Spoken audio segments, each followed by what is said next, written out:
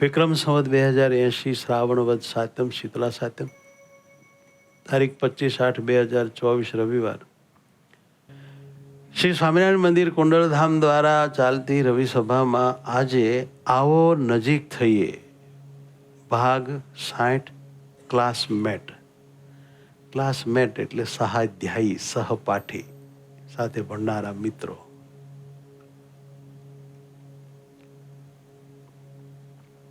સફળતા કરતા સંતોષનું સ્થાન હંમેશા ઊંચું છે. સફળતા કરતા સંતોષનું સ્થાન હંમેશા ઊંચું છે. આપણે કોઈક વાતમાં સફળ થઈ જઈએ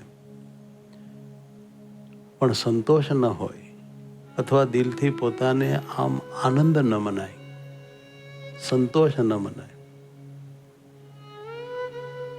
તો સફળતાનો કોઈ અર્થ નહીં. સફળતા કરતા સંતોષનું સ્થાન હંમેશા ઊંચું છે.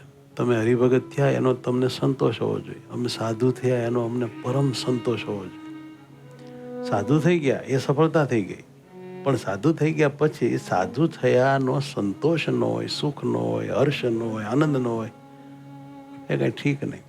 સફળતા કરતા સંતોષનું સ્થાન હંમેશા ઊંચું છે. કેમ કે સફળતા બીજા નક્કી કરે છે, જ્યારે સંતોષ આપણે જાતે દિલથી નક્કી કરવાનો હોય છે કે હું સુખી છું, સંતોષી છું, મને આનંદ છે, એ માટે એનું સ્થાન ઊંચું છે. સફળતા કરતા સંતોષનું સદા ઊંચું છે સ્થાન. સફળતા કરતા સંતોષનું સદા ઊંચું છે સ્થાન. સફળતા કરતા સંતોષનું સદા ઊંચું છે સ્થાન. સફળતા કરતા સંતોષનું સદા ઊંચું છે સ્થાન. પહેલું કોક નક્કી કરે છે, બીજું પોતે જ જ્ઞાન. પેલું કોક નક્કી કરે છે, બીજું પોતે જ જ્ઞાન. હજી પહેલું કોક નક્કી કરે છે, પહેલું કોક નક્કી કરે છે, અને બીજું પોતે જ જ્ઞાન. અને બીજું પોતે જ જ્ઞાન. આના ઉપર એક મસ્ત વાર્તા છે. ડૉક્ટર શૈલેષ જાની, મનોચિકિત્સા મેગેઝિન ઓગસ્ટ 2023 આપણે લીધી છે. એ શૈલેષભાઈ પોતે આપણે ત્યાં આવી ગયેલા છે. આપણા અમુક ભક્તોની એની ટ્રીટમેન્ટ પણ કરેલી છે. માનસિક રોગના મનોચિકિત્સક છે, નિષ્ણાત છે. એમણે વાત લખી એમના મેગેઝિનમાં કે 65 વર્ષના વયોવૃદ્ધ જેન્ટલમેન સારવાર કરાવવા મારે ત્યાં આવ્યા. તેઓ ગહન ડિપ્રેશનની બીમારીથી પીડાઈ રહ્યા હતા. એના પુત્રએ મને કહ્યું કે ડૉક્ટર સાહેબ, મારા બાપાને બહુ ડિપ્રેશન છે, બહુ ડિપ્રેશન છે, તમે બરાબર ચેક કરો સાહેબ. મેં એના બાપા દર્દીને એકલા બેસાડીને તેની બીમારી અને પર્સનલ લાઈફ વિશે પ્રશ્ન પૂછ્યા. આ વ્યક્તિએ પોતાની આપવીતી શરૂ કરી દીધી. ડૉક્ટર સાહેબ, મને ખૂબ ચિંતા થાય છે, ખૂબ ચિંતા થાય છે. એ સાહેબ, માત્ર ચિંતા જ નહીં પણ અતિ વધુ પડતી માત્રામાં ચિંતા થાય છે. જેમ કે કૌટુંબિક પ્રોબ્લેમ્સ, ધંધામાં નુકસાની, છોકરાનું એજ્યુકેશન, પુત્રીના લગ્ન જીવનનો પ્રોબ્લેમ, હોમ લોનના હપ્તા, કુટુંબીજનોની નાની મોટી બીમારીઓ અને એના મારી નાખે એવા ખર્ચા. સાહેબ, ટેન્શન ટેન્શન ટેન્શન. હવે તો મને દરેક વસ્તુમાંથી રસ ઉડી ગયો છે હો સાહેબ. હતાશા, નિરાશા, બેચેની, અનિંદ્રા, ક્યારેક તો કંટાળીને સુસાઇડ કરવાના વિચારો આવી જાય છે. સાહેબ, કોઈને કહેવાય નહીં. આ તમને ડૉક્ટર છો એટલે કહું છું. હું ખરેખર ડિપ્રેશનથી પીડાઈ રહ્યો છું. લોકો કહે છે કે હું સુખી છું. બધા મને કહે છે તમે બહુ સુખી છો, પરંતુ ખરેખર હું સુખી નથી. હું દુઃખી છું, દુઃખી છું. મારી પાસે કાંઈ નથી. ડૉક્ટર કહે છે કે આ ડિપ્રેશનના દર્દી સાથે વાતચીત કર્યા પછી મને એવું લાગ્યું કે તેઓની સેકન્ડરી ડિપ્રેશન એટલે કે બહારના કારણો જેવા કે અસંતોષ, અસલામતી, અનસેફ્ટી, ઈર્ષ્યા વગેરે ડિપ્રેશન માટે વધુ જવાબદાર છે. આ ભાઈના ડિપ્રેશનનું કારણ અસંતોષ, અસલામતી, માન, ઈર્ષ્યા, હરીફાઈ જવાબદાર છે. આ બધી ચુંગાલથી બચીએ તો ડિપ્રેશન ના આવે. ખુશી થોડા સમય માટે સંતોષ આપે છે. ખુશી થોડા સમય માટે સંતોષ આપે છે, પરંતુ સંતોષ કાયમ માટે ખુશી આપે છે. ખુશી થોડા સમય માટે, સંતોષ દે છે જ્ઞાન. જીવનમાં આપણને કઈ ખુશી મળી જાય, કોઈ સુખ મળી જાય, થોડુંક ખાવાનું, થોડુંક પરચનું, રૂપનું, બે શબ્દ વખાણ ના મળે, ચાટી લે, પણ એ બધું સુખ ક્ષણ બે ક્ષણનું હોય છે. ખુશી થોડા સમય માટે, સંતોષ દે છે જ્ઞાન. સંતોષ કાયમ માટે જ, પણ સંતોષ તો કાયમ માટે જ. ખુશી દે છે મહાન, ખુશી દે છે મહાન. સંતોષી નર સદા સુખી. થોડું છે, જાજુ છે, જે છે તમારી પાસે જેટલું છે એટલું, પણ જો સંતોષ નહીં તો તમે સુખી નહીં સાહેબ.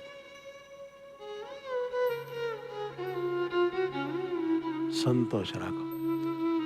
ભગવાન જેમ રાખે એમાં સંતોષ માનો, મોજ કરો. અહીં કોણ અમર પટોલે આવ્યું છે? નીતિજા નોબતી વાગતી રે રૂડા રાગ સદાય, એ સ્થળ આજ ઉજળ પડ્યા જોયા નજરે ન જાય. કાંઈક રાજા ધીરાજા આમ મરી ગયા, જેની સાથે આમ લાવ લશ્કર હાલતા હતા ને સલામીઓ દેવાતી હતી, બધા રાખમાં રોળાઈ ગયા. માટે મોજ કરો ને. અહીંથી દીકરો હું કોઈ લઈ ગયો છે તો અમારા ભાભાને જુઓ અખંડ મોજમાં. હે 4 ડૂસા ડાબે હવારે 4 હાજે ને મોજ કરે છે, એની વાત જ આવે.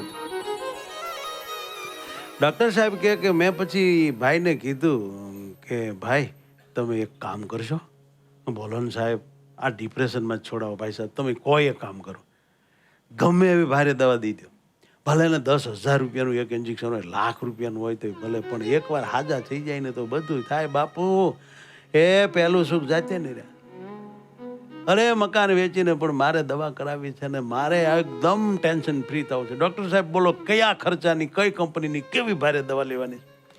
ડૉક્ટર સાહેબ કે હા મફત દવા. મફત? અને તમે ડૉક્ટર અને દવા હોય નહીં છે એમ? હા, હું કહું એક કામ કરવાનું, તમે બોલો ને, તમારા તમામ ક્લાસમેટનું લિસ્ટ તમે મેળવો, પછી એની માહિતી એકઠી તો કરો, પછી મને મળજો. 1 મહિનામાં લગભગ કરી નાખો કામ. ઓકે સાહેબ, હારું, જય સ્વામી. દર્દી એના પુત્ર સાથે વિદાય થયા. તે વર્ષનું રજિસ્ટર મેળવ્યું અને એમાં જે કાંઈ ક્લાસમેટની બાબત હતી બધી મેળવી, માહિતી એકઠી કરી અને 1 મહિના બાદ પાછા એ ડૉક્ટર પાસે આવ્યા. કહ્યું સાહેબ 90 વિદ્યાર્થીની માહિતી એકઠી થઈ. થોડા કોન્ટેક એકબીજા મિત્રો થ્રુ મેળવ્યા, થોડા કોન્ટેક વોટ્સએપ ફેસબુક થ્રુ મેળવ્યા, અને કોણ ક્યાં છે, શું છે, કેટલું ભણ્યા છે, ત્યાંની ફાઇનાન્શિયલ પરિસ્થિતિ કેવી છે, આર્થિક કૌટુંબિક પરિસ્થિતિ કેવી છે વગેરેની શક્ય હોય તેટલી સાહેબ માહિતી મેળવીને લાવ્યો. બહુ સારું, બહુ સારું. આવો સાહેબ, બહુ મહેનત કર્યા પછી પણ આમ જો, મારી યારે ભણનારા 90 જણા, એમાંથી 60-70 વિદ્યાર્થીઓની વેર એબાઉટ મળ્યા. એની હાલની સિચ્યુએશન પ્રાપ્ત થઈ છે. બોલો ને શું છે? પણ સાહેબ આશ્ચર્યજનક રિઝલ્ટ. એવું? હા સાહેબ, એમાંથી તો 18 મરી ગયા, બંધો હજી જીવે છે. ઠીક ઠીક, બરાબર. અને સાહેબ એમાંથી 8 વિધુર ને વિધવા થઈ ગયા છે. હજી એમ 2 તાગડથી ના કરી. ઠીક ઠીક, આગળ વાંચો. 14 ડાયવર્સ થઈ ગયા છે. અમારે 2ને હંપનો પાર નથી. અચ્છા, આગળ 7 વ્યસની બની ગયા છે. મારે કોઈ વ્યસન નથી સાહેબ. અચ્છા, 4 એટલા ગરીબ હતા સાહેબ, એટલા બધા ગરીબ છે એની સાથે કોઈ નાતો જ નથી.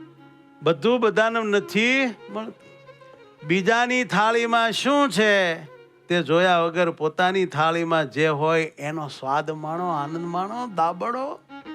હા, તમારી લાઈફની સરખામણી કોઈની સાથે ન કરો પ્લીઝ.